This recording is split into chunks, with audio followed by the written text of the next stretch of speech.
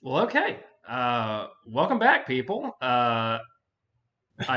This is normally where I do the main show intro, but we have not come up with a new name yet, and I don't think either Mitch or I wants to bring back the Pete Carroll was right name without Ben. So we'll come No, up with something in the future, but for now, this is just an untitled revival. Full screen. just two brothers. But yeah, obviously, I am Carter. That's Mitchell. We are here to talk all things Alabama football with you, as we did in days of yore. Hopefully, y'all find something enjoyable about it. But yeah, I don't know. I guess what I thought we'd start with just like kind of the state of the program, the roster, the depth chart, those sorts of things.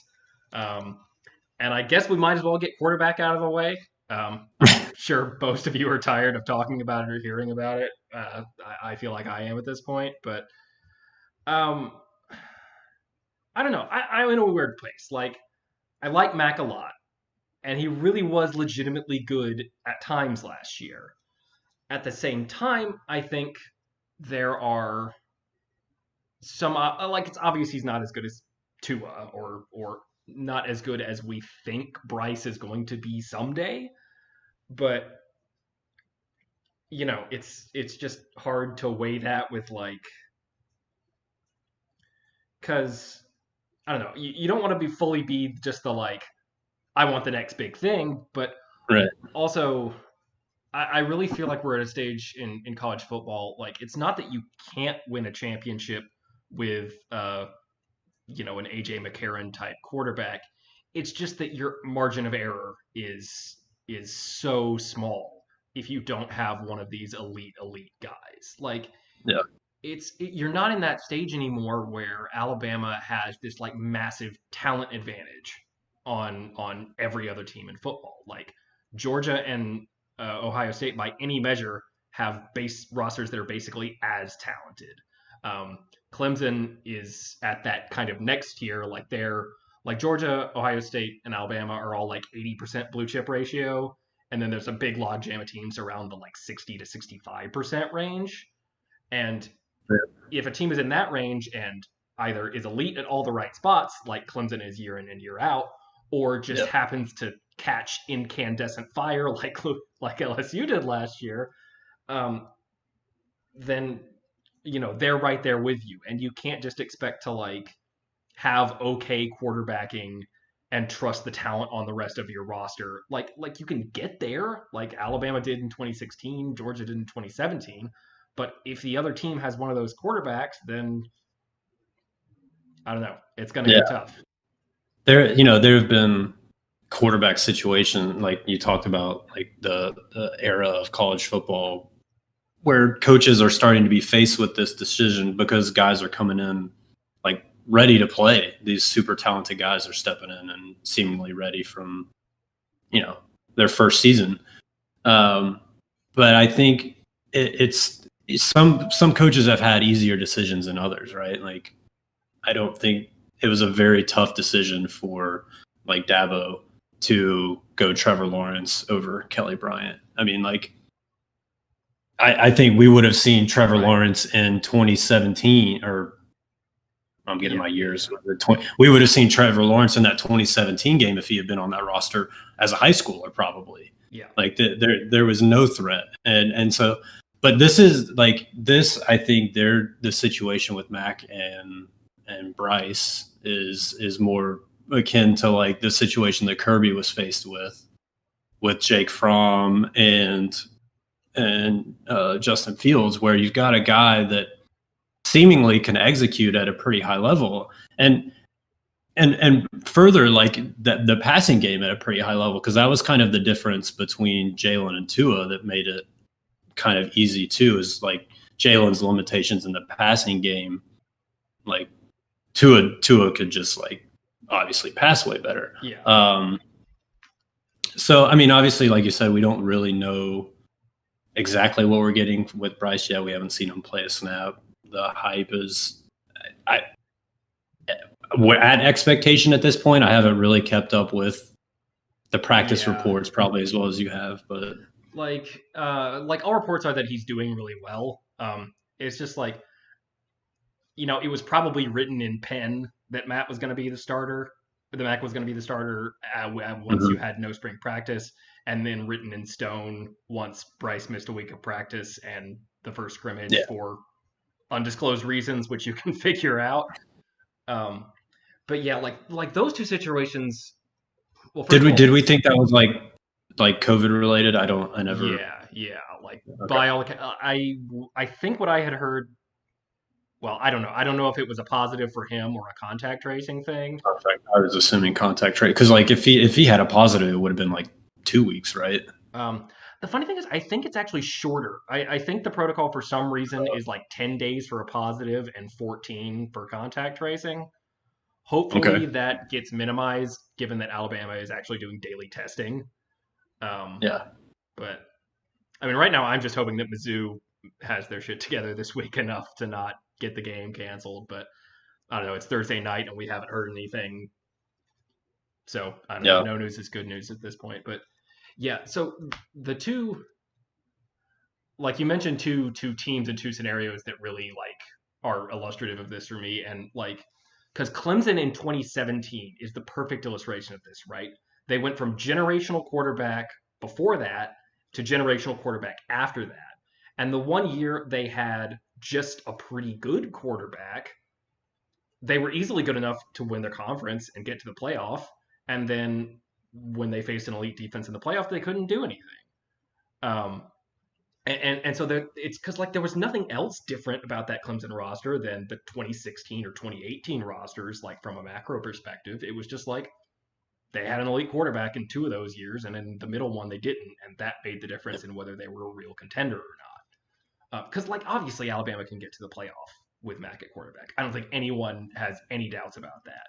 But it's like when you get to that point where the game is on the line and you need like a truly elite passer to put the team on his back and make, have a huge drive or get in a shootout because, you can't expect your defense, no matter how good it is, to stop a really elite quarterback these days.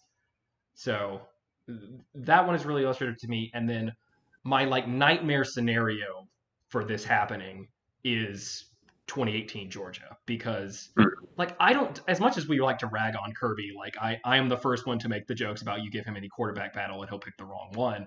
But like I don't doubt that Fromm was better and made their offense better at the beginning of that season.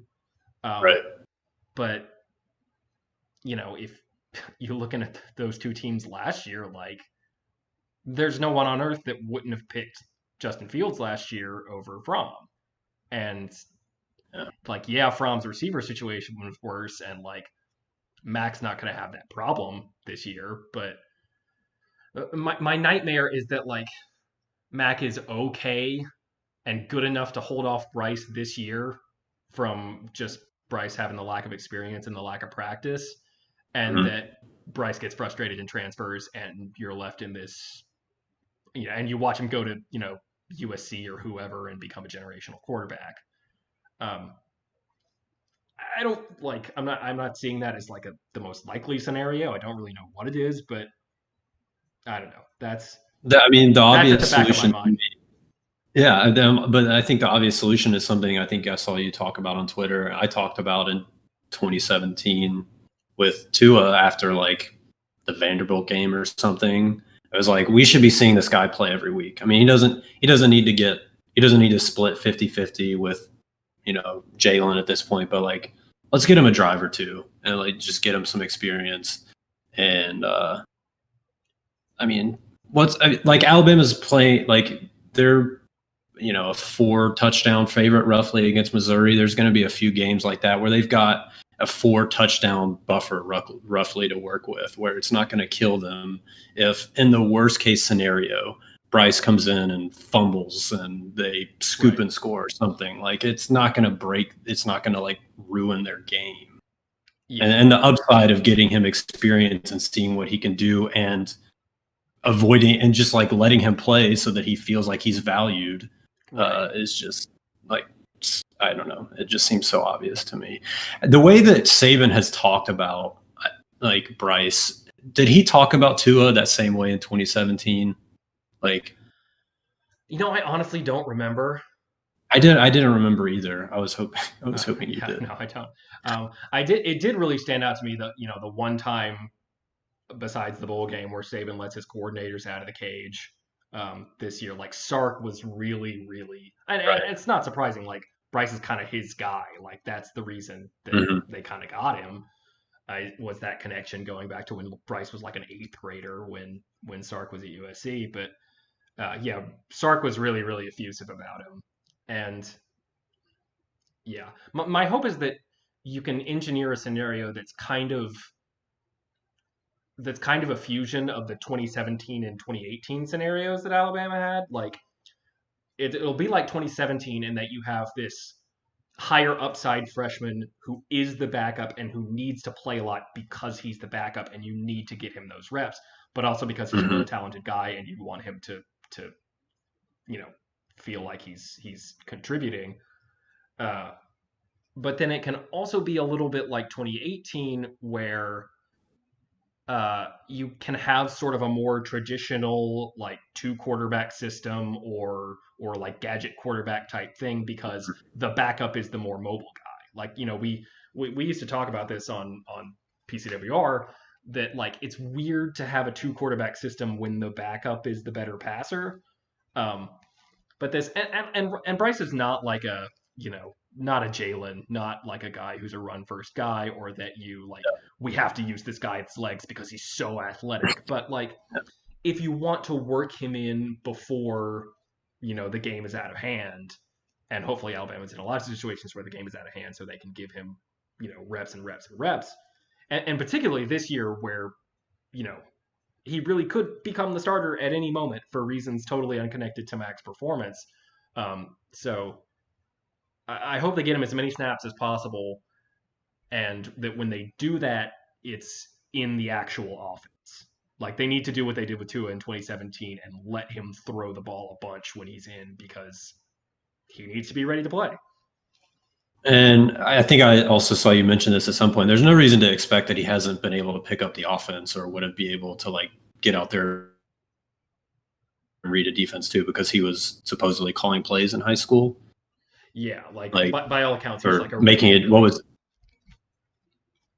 the best story I heard on this account was it was in a piece I think that Suttles did for the Athletic on him, like at mm, some point during the summer, where so his last game of the season they played St. John Bosco, where DJ Uyunglele, the kid who went to Clemson, went twice in their senior seasons, and Bryce at Mater Dei won the first time, and Bosco won in the playoffs.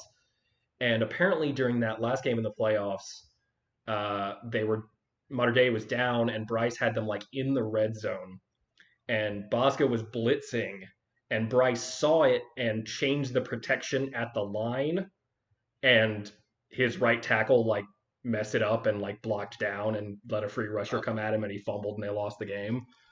But it's like Suttles was talking. It was like some other coach in their league who was like, I watched that and like even on the play that like lost them the game, like he knew what was happening and did the right thing. It just went the wrong way, and like it.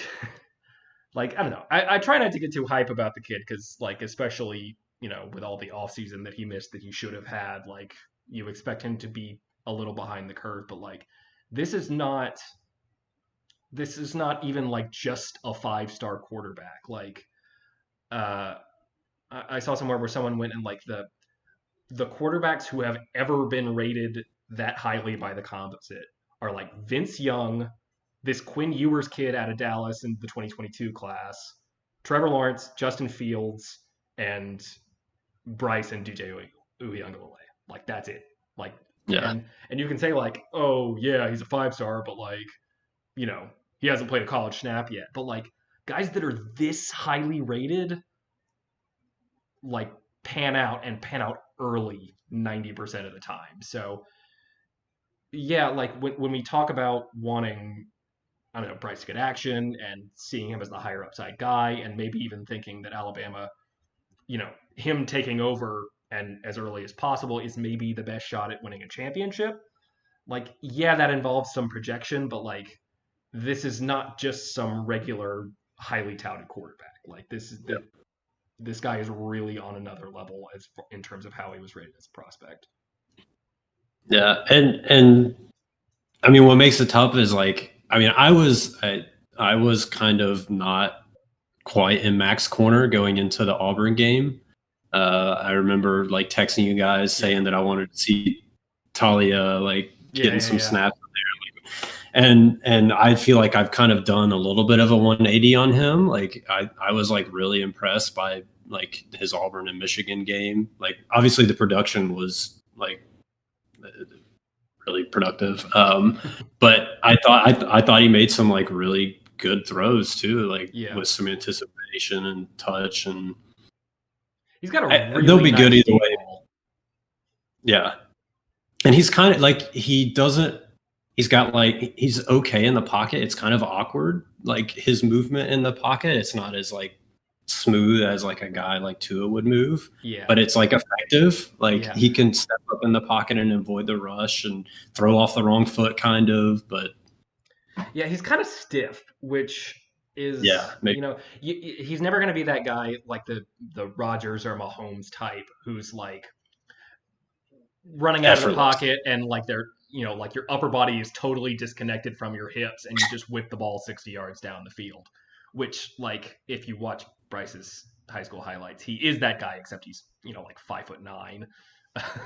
But Is that what it is? Is that what we think it is? so he's UA Lissom is 6 foot, which is like there's no way. There is Yeah, no way. Like if he's 6 foot, yeah, I'm 6 foot. But yeah, I mean I'd probably guess he's like out of cleats, like maybe 5'10". Um, taller than Kyler, but shorter than like Tua, somewhere in that yeah, range. Um, but yeah, the main thing I want to see from Mac as far as an upgrade is that they are, and it's really going to be more about what they're willing to let him to do, because that was the main thing. The big thing that gave me pause was in the Michigan game. It seems like he kind of only threw screens or like deep balls and play action stuff. Like it didn't seem like they wanted him to throw over the middle of the field. They entirely excised the like slant inside zone RPOs that were the bread and butter of the offense for 2 years. And yeah, you're not yep. going to do that as much with almost anybody except Tua because he was kind of unearthly at that Exceptional. stuff. Right. Yeah, But it worried me a little that this was so effective for them for years and they just kind of took it out completely with him. And so it would be a really big sign to me that he has made the improvements that they can that he's a good enough passer to win a championship with if they're really willing to let him throw quickly, like in the like 5 to 10 yard range or like downfield in the middle of the field. Like because that's what separates guys. Like I don't know. There's a lot of quarterbacks that can be quick and accurate on a screen and could get the ball to an open guy off play action, and that'll get Alabama 90% of where they need to be. Um, but I want to see them letting him do that stuff that really makes the truly advanced guys what they are, and that'll be the big sign for me. yeah, Okay, should we talk about something besides quarterbacks? yeah. Let's. So what else? We lost a few receivers that they were pretty good. Yeah, But I think we're going to be okay. Yeah, I think it's gonna be fine. Like Devontae and Jalen is like, I mean, they're both, I mean, incredible. Yeah. Like I'm sure Ennis Rakestraw will have a great career, but if he's matched up on Devontae, like, I mean, we saw even the truly elite freshman corners, shout out to Derek Stingley, have a bit of a tough time guarding Devontae one-on-one last year. So um, I think they're safe there. I wonder if with like that they don't have, and John Mechie has apparently become kind of the clear number 3 guy. But I wonder if they don't, have that top 4, that top 3 that are so clearly above everyone else, and that this year it's a top two. Like, I wonder if that leads to them doing more like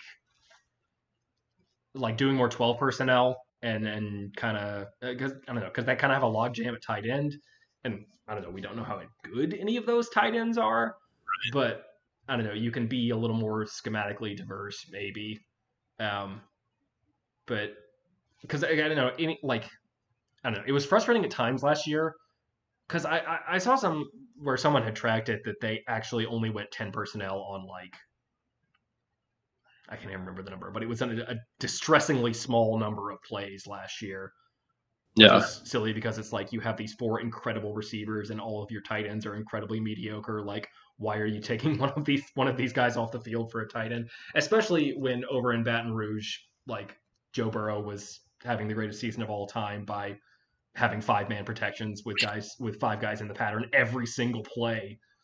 Yeah. Um, but this year you're not giving up as much to only have 2 true wide receivers on the field. So I don't know, maybe if you want to get a little weirder with the personnel packages, and Well, do some stuff with and that. they'll have to. I mean, the running game is going to have to be a little more traditional, right? But like because of what you mentioned, without like some of the RPOs. So yeah, I mean, I think that would help there. Well, this is assuming that with Mac. I mean, I think Right. Bryce could probably run a lot of the same stuff that Sark likes to run with RPOs, but yeah, I don't. We probably don't see as many like. So Mechie's probably the third guy. If they go to the fourth guy, it's Javon. Javon? How do we say his name? Javon. Javon. Okay. Yeah. Yeah, I don't know. Like, it depends. Like, I'm curious to see how they'll handle that rotation because you I don't know. You have Slade Bolden, who like they clearly like trust to do a lot of things because they like had him out there Mm. running the Wildcat on 4th down last year. So Yeah. I don't know. Like, do they get him more reps? But he's kind of more of a slot guy. I would guess that when they rotate the outside guys like Javon Baker's, you're probably your first guy in. Um, but yeah, I don't know. I would love to see, and we've talked about this before, but I would love to see like more like full on platooning at wide receiver. Like Clemson used to do this where they would just like even just for a couple plays like late in the game when the defensive backs were kind of sucking wind, they would just put in like 3, highly rated true freshmen all at a time and just have those guys run go routes and be like, okay, keep up. Yeah. And so like, I don't know, you've got enough like, I don't know, your 4 through 6 here probably isn't as good as it was last year. I don't know. Well, maybe it is on balance. Like you don't have a 4th guy that's what Jalen Waddle was last year, but Right. um, I'd love to see that just to get an actual rotation there, because it's been a long time since we've seen them go more than 4 deep at wide receiver. Although I mean, like at that point, you do kind of run into only have so many mouths to feed type thing. Like especially since we kind of expect them to be a little more run heavy this year. Like there are only so many receptions to go around. But yeah, I don't know. I'm curious about the like if we see more than 3 wide receivers with some regularity, just in Mhm. terms of getting guys in the game. It's interesting. So is the being when you say that they'll go more run heavy, are you just saying that they're going to run more, or have they talked about like running a lot more this year? Um, I don't think they'll go like I don't know. I think there's a certain sect of Alabama fans are that are like almost happy to have a worse quarterback because it means they can in their minds it means going back to like a 2012 offense. And like Sure. I mean, you watch Auburn and Michigan with Mac not nearly having as much, experience or whatever as he has now, like they're obviously not going to do that. Like they threw the ball a fair amount in those games. Um, so it's not going to go like that. But I do expect that I don't know they're going to kind of like lean on Najee. I mean, just because like you have such a veteran offensive line, and you have this really really deep group of running backs, and you have a quarterback who is not as talented and I don't know that you're probably not just going to put as much of the game on as you did with Mhm. Tua. So, um, yeah, I mean, I expect the balance to like to push a little more in terms of the run is, and especially because you aren't going to have as many of the RPOs. So in situations Mhm. last year where they would have called an RPO and it just ended up a pass because Tua, like you're just going to have traditional run plays called in those situations instead of, because particularly if they don't, if it ends up where like they think the best shot is to mostly have Mac throw off a play action for stuff that's actually going downfield, like in that case, I think you're especially going to see like a more run heavy offense. Like I would love to see them do like some of the kind of like Shanahan, McVay, West Coast stuff, which Sark has a background in, and do a lot of the like outside zone runs and pull the bootlegs off those, and have him under center a lot, and just have traditional play action on like almost every drop back pass that you have. Because I mean, like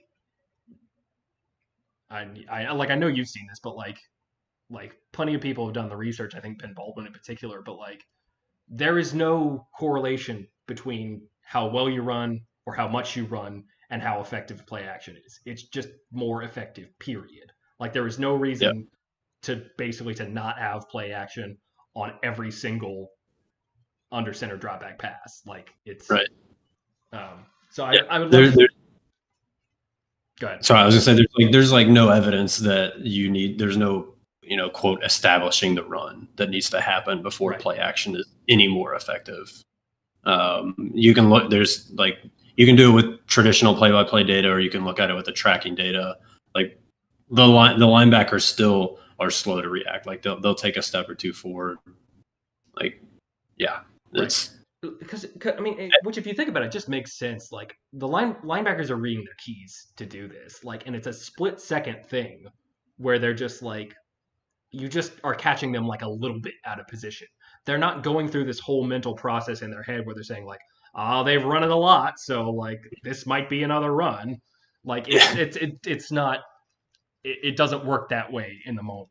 Like it's a yeah. much more less thinking, more reacting type thing. So, but anyway, yeah, like I do want one area where I and the traditionalist Gumps intersect here is that like I want Mac on play action as much as possible, because like that's, and I actually just went back and watched some of his like high school highlights today.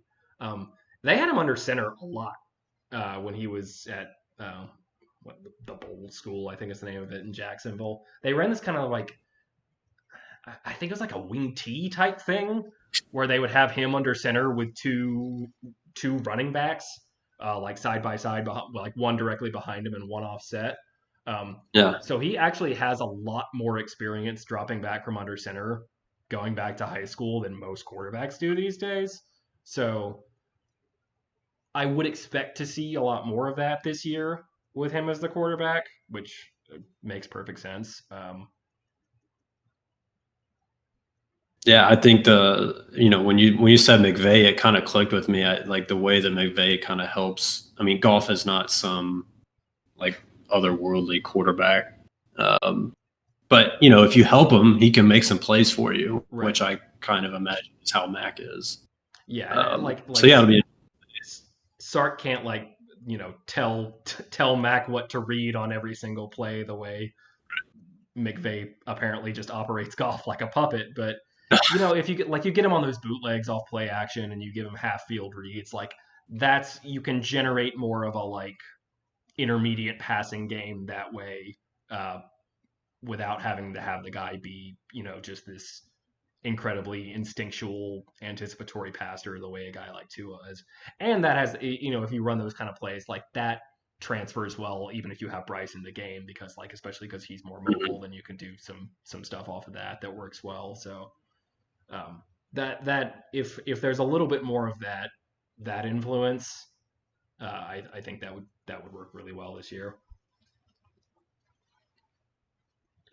I think I saw Suttle's. I think it was. Shit.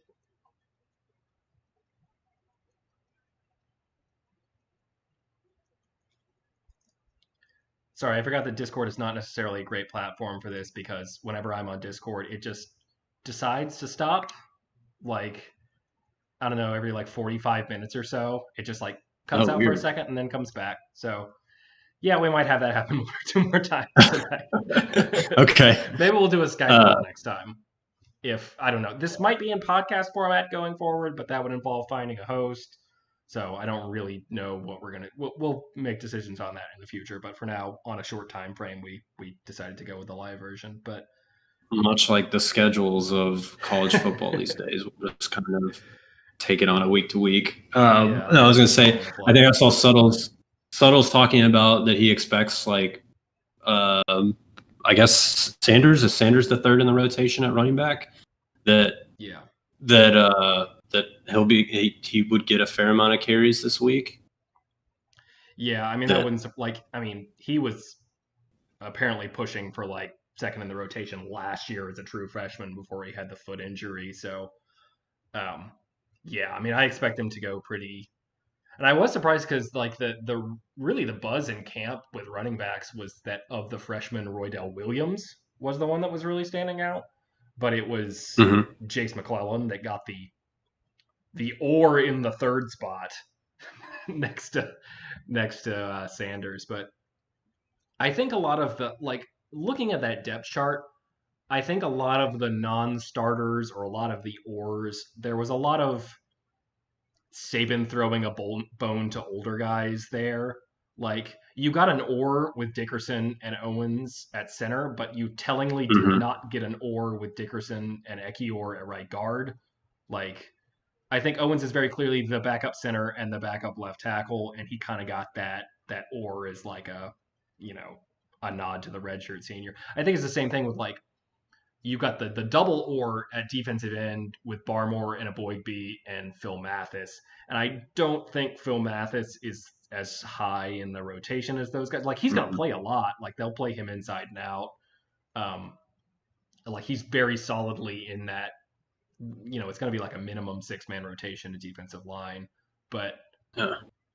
starters like it's probably going to be a Boygby this week because we still don't know if Barmore's even healthy. But yeah, I wouldn't expect to see quite as much of him, quite as much of Mathis to start the game as you do of a Boyd or Barmore. And then I guess we do have to talk. Like, it's not even really news at this point because I feel like anyone who's been like now when I see national writers be like, watch out for this Will Anderson guy at Alabama, like word is he's pretty good. Like I'm like, yeah, where have you been? But even I was shocked that like I thought he might be, you know, behind Ben Davis at Jack, and then you'd see him on passing downs immediately. I mean, because all the buzz out of camp from everyone, like everybody who covers the team, is that like I've seen multiple people say that sources in the program told them that he is like the best or most talented defensive player on the team right now, which Mm. is wild.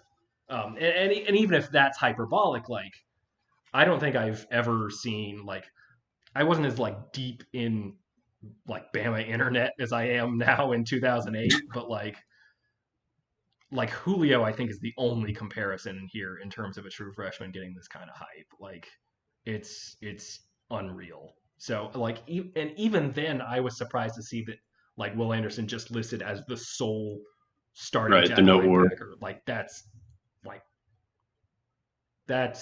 says a lot.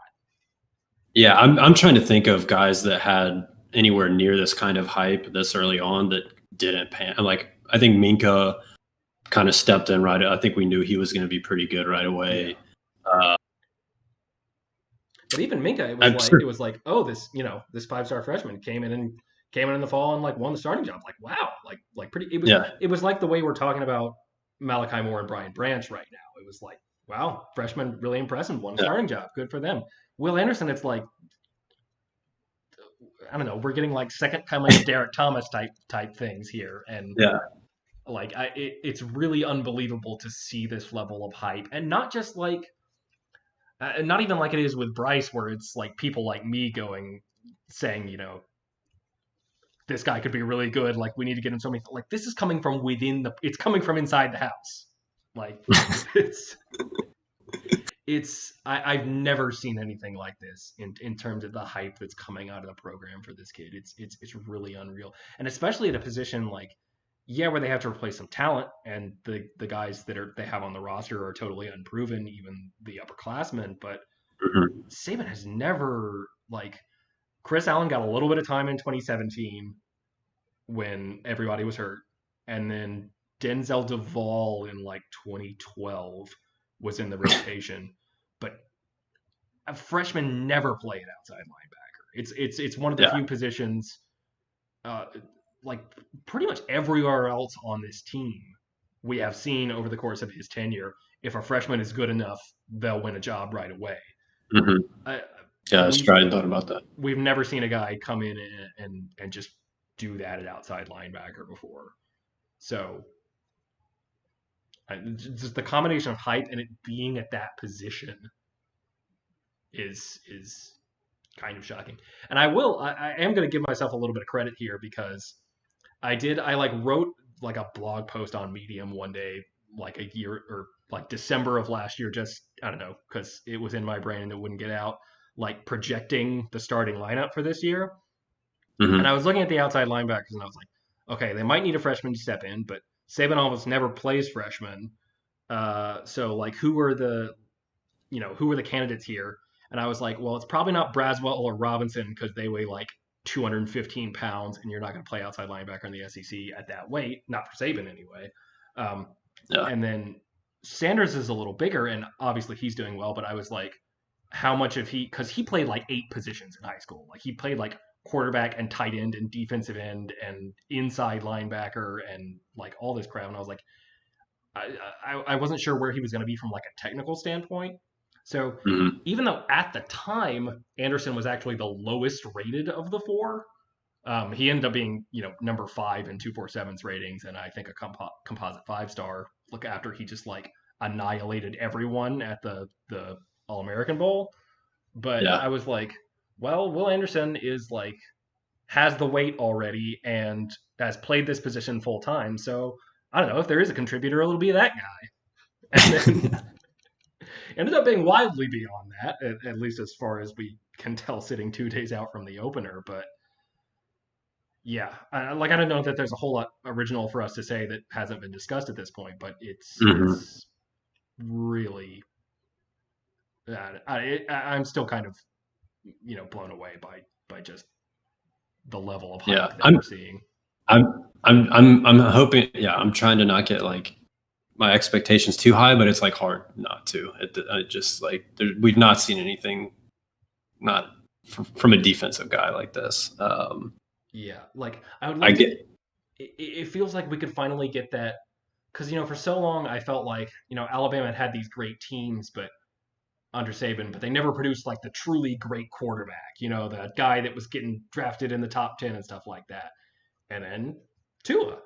And for as good a guys as they've had at outside linebacker at times, they've never produced like that guy, like the Chase Young type that is just like the Yeah. absolute demon pass rusher that like goes in the top 5 after having like a 15 sack season. And so like I'm just like I just like want that to be the like the guy that come the 2023 draft that everybody's just like, oh my god, Will Anderson. Uh, I mean, I remember, Saban's first few years at Alabama, it was always about finding the Jason Taylor, right? It was always like, Yeah. who's going to be his. So maybe, here a decade later, we got him. Uh, I'm looking at the depth chart. No other real surprises, right? Like we knew both of the freshmen were going to be the star. Who's the dime back going to be? I think it's gonna be DeMarco Hellams, Okay. is what I've heard. Um, I've seen some people guessing that like whichever of Moore or Branch isn't the star could be the Mm. money, but like I don't know. Based on what they've talked about with like wanting, like I thought it was really illuminating when Golding said like emphasized in his press conference that this year they were kind of focusing on giving younger players more manageable roles. Like it was because that's kind of like it hasn't really been Saban's MO to have guys as like specialists. Like he kind of wants guys to be mature enough to do everything before they Hmm. really, really get big roles. And part of that was especially in the last couple of years kind of by necessity because when teams were going hurry up so much, you needed to have guys that could do everything because you weren't going to get to substitute. But these Yeah. days, we've almost kind of gone back in the opposite direction where people have adapted to tempo so much that it's not a systematic advantage to just be going fast all the time. So we're kind of starting to see like a respecialization where teams are going more multi because like offenses want to be able to substitute too. So we're kind of seeing it go back in the opposite direction of getting more sub packages and more like specialist roles. Um, but I thought that was really telling that we might see kind of a switch in philosophy this year of willing to have let younger players who are really talented and can do like one thing really well to have them come in and play in those roles. Like I think it's really interesting that for the first time in a while, it seems like we're going to have a secondary where everybody just has one role. Like there is no like, okay, in dime, this guy moves to money and we bring in a backup safety. It's just like Battle and Wright are the safeties and Sertanage over the corners. And then in nickel, one of the freshmen comes in, and then in dime, Helms goes in, and Uh, like okay. that's it. Um, Yeah. And I mean that, without, I don't know how much not having spring practice plays into it too, but that probably helps with with that a little bit. Not asking one of these young guys to like play multiple roles to start off with. right. So like Um, as long as the two of them are competing at star, it would surprise me to see the other one like cross training at money. Like, and I don't like I don't know, not enough of an expert in Saban's coverages to know how analogous the star and money roles are, but I think mhm. they're different enough that it's not that you can just okay, you didn't win the star, like now you're the money. Like Yeah. I think they're different enough that it because in a different way that like the safety positions in this defense are basically the same. Like there really isn't. It's always weird to me that Saban tends to list the guy that's like the classic deep safety as a strong safety. Like Battle is the strong safety on the step chart. Clinton Dix was always listed as the strong safety. He does it backwards from the way that you think of the like classic roles, and I think part of that is just that the safety roles are really just like they're basically analogous. And really, like these days, the inside linebackers are too. The only thing is that whichever one is calling the plays and stuff, they call the mic. Mhm. But otherwise, it's just that the roles are the same. Yeah. All right. Well, Missouri. What do we know about Missouri? um, so the defense is going to be pretty good, I think. Particularly like I was the surprised actually. yeah, Like when I actually started looking, because I didn't have a sense of them being like. I mean, they're not a great. I don't think we expect them to be like a great defense. But when I was looking at some of their numbers from last year, it was like, yeah. okay. Like Bolton, the linebacker, is really good, and they're like reasonably deep at defensive tackle, and they have a couple of good safeties coming back. So like up the middle, they're really solid. Um, they're we'll see on the corners. Like they have the kid Ennis Rakestraw, the freshman who Bama Mhm. was after for a little bit, and I don't know if that was like Mizzou one or Alabama like Faded. yeah, or like because they got unexpected seniors back this year, so they may have had fewer spots. And that's not me being the like, oh, we didn't want him anyway, but like I don't actually know what the situation was, but he's starting for them, and Yeah. I don't you expect a few hiccups with a freshman corner, so I don't know that they're quite as solid on like the outside. Like I know like their big weakness is that they don't have a pass rush at all, and I don't think they expect to again this year. Um, Yep. because I know like last year on standard downs they were really really good, and then they tended to kind of give up big plays on third down, which will be an interesting matchup because last year with Mac, Alabama was great on standard downs and kind of iffy on passing downs. So Mhm. it's kind of strength on strength, weakness on weakness as far as how that that split goes.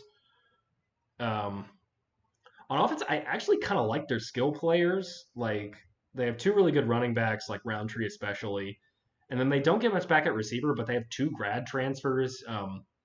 Kiki Chisholm from Angelo State, which is D2, and uh, Damon Hazelton from Virginia Tech. They're both like 6'3", 6'4", like huge outside dudes who were pretty Yeah. productive at their last stops. Um, but their offensive line is very bad, or was very bad Hmm. last year, and I don't think they expect it to be better. So Yeah. that can kind of derail the whole thing. Um, and the quarterback, I guess, is they had an or on the depth chart, but I think it's probably going to be Sean Robinson, the TCU transfer. Really. The other kid, Connor Bazelak, I think, Basil. Yeah. Mhm. um, was a freshman last year and was like pretty good, but then tore his ACL in their last game, and I think is cleared, but I don't know how much they like. I don't know. Is he going to be 100%? 10 months after an ACL injury, especially because he like I went and looked at him on their roster, and he played in a wishbone system in high school. Um, so I think he, like Robinson, is also kind of a more mobile guy, but I don't know if he's all the way back on that after an ACL. Well, that's interesting because I went and looked. I looked at his like recruiting profile. That's about as far back as I went. He was listed as a pro style guy. So it's interesting that he Yeah, came from like a wishbone system. Uh, I expected to see Robinson at yeah, least. I wasn't sure if we would see Vasilak. Um, but their head coach, I guess, is their offensive coordinator because they seemingly don't have an offensive coordinator listed on their coaching staff. yeah. I would Um, guess. I would guess Drinkwitz is calling the plays. I think he did that at App State.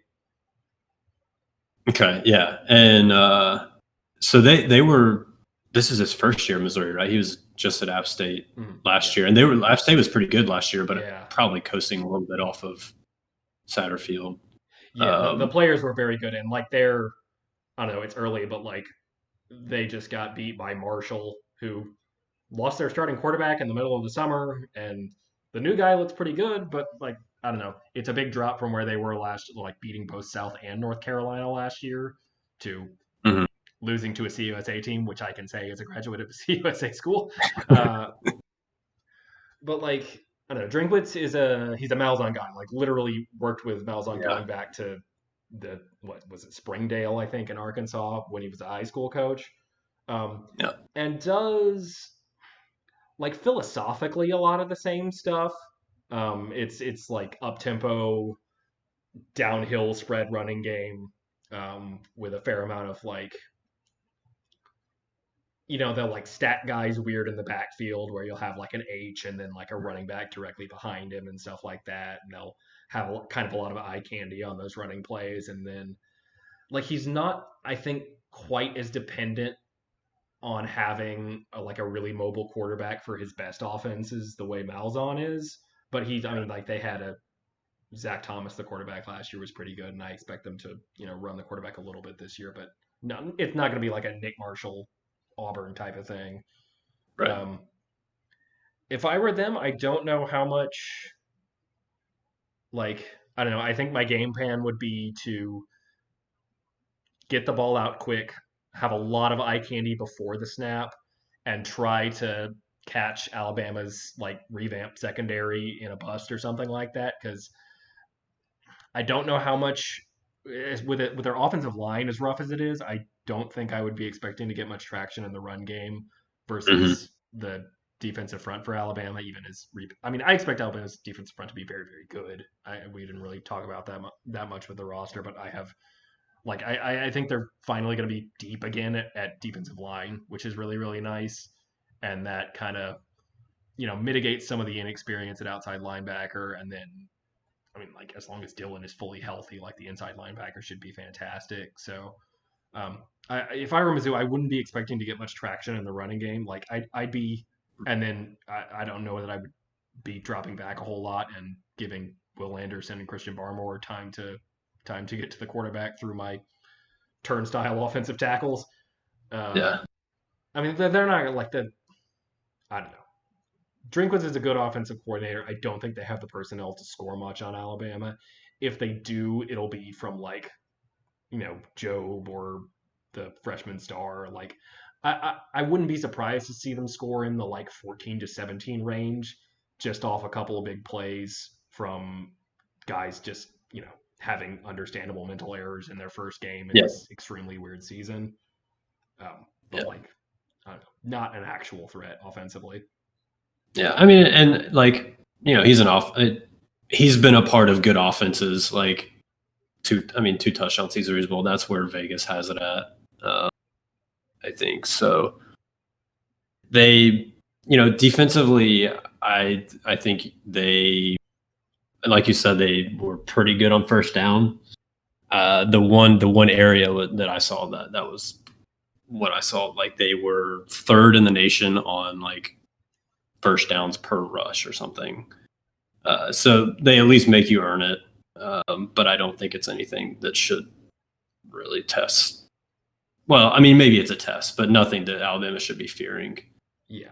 Like, I think it'll be a really good sign if Alabama comes out and does really well on kind of the traditional run plays. Like, if Najee and Robinson and Sanders are going for like 6, 7, 8 yards a pop on this defensive front Yeah.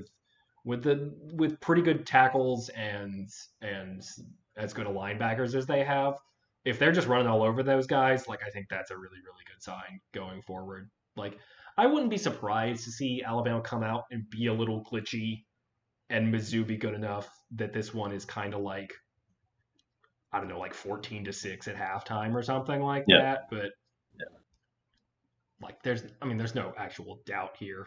What is so the spread is like 27-28, right? Does FPI have Alabama covering? We had them at 25.5. So it opened at 21.5.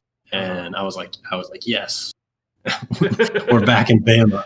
But it's moved like 5 points to the point that we're now back in Mizzou. Let that be a lesson, kids. If you're gonna gamble, get your bets at. If you've ever listened to Bud Elliott talk, you would know this. But like the moment those lines are out, you better jump on the ones that look good, because if you know it, probably a lot of other people know it, and they're gonna move.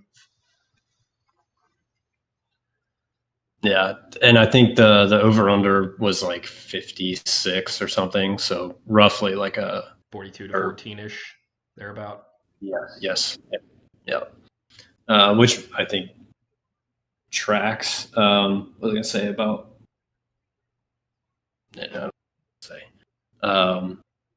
It's.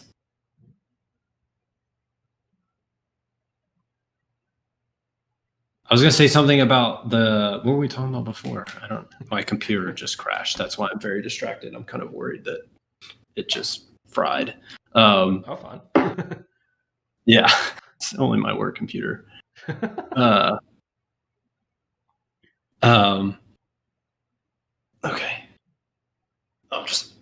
Okay. Alabama, Missouri. Yeah, so 42-14, they, I would be kind of surprised if it's like a 14-6 game at half. I don't think, there's a lot of like sloppiness. I saw people talking about like sloppiness. I don't think it's really symmetric. The sloppiness for Saban teams as it is for others. Like Saban teams are so ready for these first games of the season. Yeah. And especially as long as the buildup as this one has been. Yeah, and there might be some rust on the first drive or two, but I was kind of hoping that we see Bryce in this game too, because I think the teams that gave Missouri the most fits last year were like teams that had running. Like Mississippi ran all over. I'm trying Plumlee, I think. Yeah, Plumlee ran all over everybody last year. Well, true. I'm going to have so much fun watching Lane work with those two quarterbacks at Ole Miss. Like, because I think he's going to use Corral a little more, because Lane ultimately prefers a passer, I think. But with Plumlee being as just like flat out fast as he is, like, he's going to draw up some absolutely wacky shit. That's going to be fun. Yeah, that was another one where I saw the opening line and we were right at it. We were right at 11, and that's where I think it opened at. And I was like, I don't want it to move on Florida because I don't want to have to be like, I don't want to root against Lane, but I also don't think it's smart to root against like first year Lane Kiffin. Yeah. If 2009 Tennessee was any indication. I was Uh, very surprised that while we're doing our quick SEC tour here, I was really surprised that the consensus media preseason pick was Florida in the East. Because like I get it. I get where people are coming from. Like they have a quarterback and Georgia does not. And like I don't know, they were building up to it. They like it, I don't know. It makes a lot of like it was. There's going to be a year like it's this year, but like the talent gap is still pretty big. yeah, And the next time, literally, uh, the only time a Dan Mullen offense has ever scored 20 or more points against a Kirby Smart led defense was the 2014 team with Dak in Tuscaloosa, yeah. which scored 20 points. They scored 20, and he had like 2 or 3 picks or something too. Like Yeah, it was a rough 20. Uh, yeah. So like I just I don't so know. it was what the I think I looked at it, was like 55-45 roughly, like Florida Georgia on the voting, Yeah, which is like flipped from what I think the odds are to actually win the East. I think it's like 55-45 Georgia roughly. Uh, yeah, that's weird to me too. like I expect some people to pick Florida, and I don't know. I expected I don't know 60 to 70% of them would pick Georgia and 30% like it was going to be closer than it was in the West with like most of Alabama's potential challengers having half their teams opt out, but like I don't know. It was very odd to me that it actually ended up being a majority Florida because like I don't know. Yeah. That's going a little far. I think. I mean, I wonder how many people were just had in their mind like, oh, Georgia has to play Alabama this year, so that's going to make Yeah, it really tough. Uh, but but like even after you account for all of that, like Georgia's still the odds-on favorite. yeah,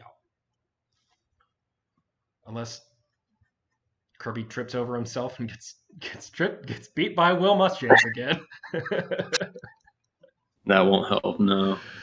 uh, okay, Do well, we? What do we know? What do we know about? What do we know about like the quarterback situation? Because for Georgia, because I feel like that's actually pretty relevant to Alabama, not only just because of the game in a few weeks, but also like the most likely SEC title. right. God, By all accounts, it sounds like it's going to be Dwan Mathis on Saturday. Um, and I don't know, like JT Daniels is still not cleared, so okay, it would be that by necessity, I think.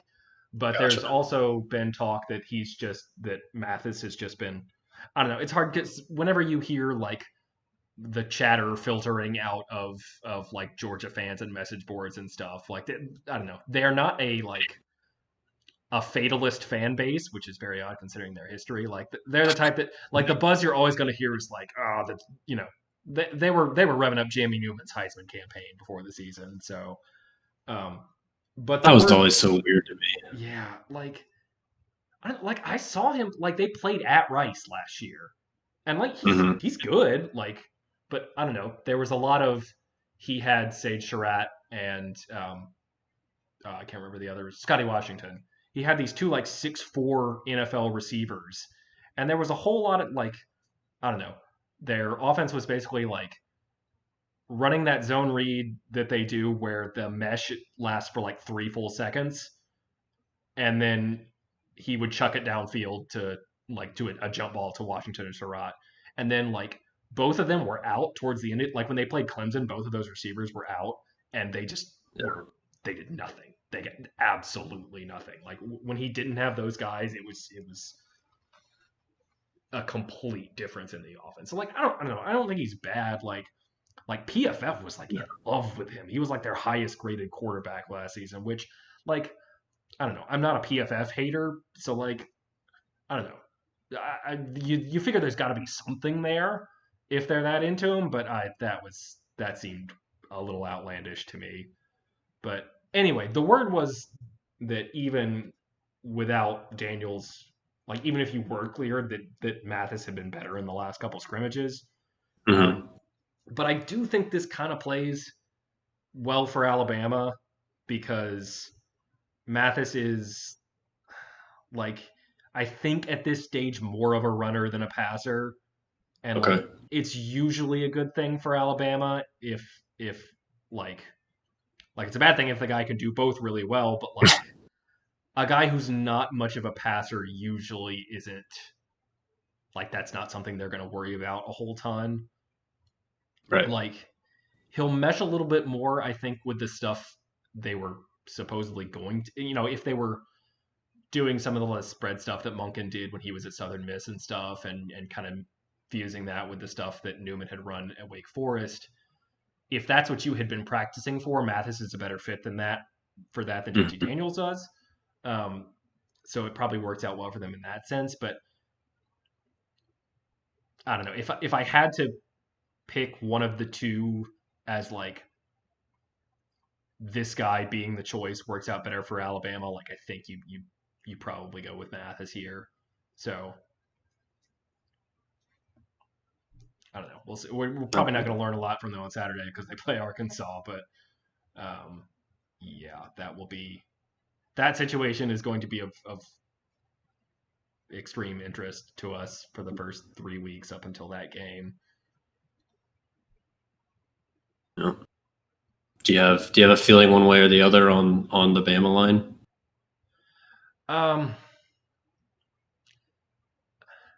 I hate it when it's like this, but I look at it and I'm like, yeah, that seems about right. Like if you had made me pick, like, I don't know, this is probably a good segue into giving score predictions and wrapping up. But like if you made me do a score prediction without knowing what the over under was, I would have probably said 42-14, 42-13, like above low 40s. Feels a little too optimistic for Alabama's offense right now, but I mean, it's not going to be like below 35, and I'd be really shocked to see Mizzou score above like 17. So I don't know. I guess my prediction would probably be like 41-13. Like, give me 2 solid Will Reichard field goals. Just keep him healthy. Just don't let him kick the tee. Like, no kickoffs, no punts, no nothing like that. Don't give him a chance to kick the tee or however he tore his freaking hip last year. Yeah, like two solid field goals and 41-13. Yeah, that's what I'm going with.